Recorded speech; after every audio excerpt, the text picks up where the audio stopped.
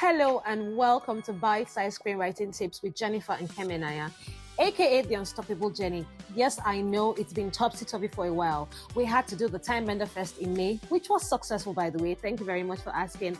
And I took a much-needed break in the month of June for my birthday. Yeah, I turned a year older.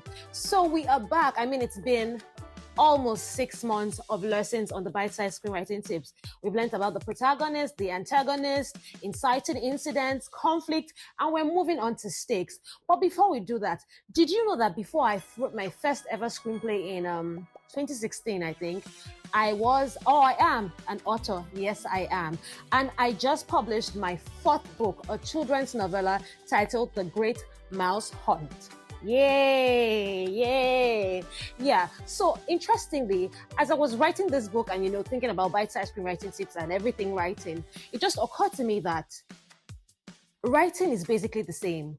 There are changes here and there, whether you're writing prose or you're writing for the screen, but the principles remain the same. Look at this book cover. You can see the children chasing a mouse. So you know that there's a protagonist here somewhere. There's an antagonist. And interestingly, this book was also written from the mouse's point of view. So at times you can be reading the book and wonder, is the mouse the protagonist in this story and the children are antagonizing it? Or are the children the protagonist and the mouse is antagonizing it? So, is the antagonist. So throughout the story, there is every element of screenwriting that I have taught you is also in your books, in your fiction. So that's why you read, even as a screenwriter, always make sure to keep your vocabulary large, and because the principles of storytelling are basically the same. So you have the protagonist, the antagonist, there's conflict, a lot of conflict even in this story.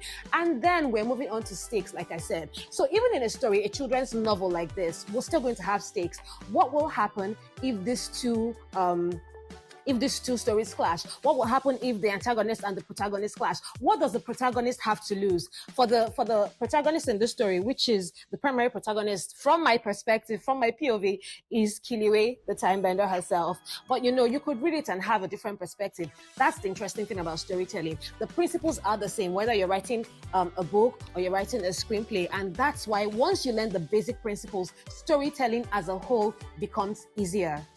Thank you it's just an introductory episode, but we're coming right back with more on storytelling and stakes in storytelling, in screenwriting. Thank you for watching.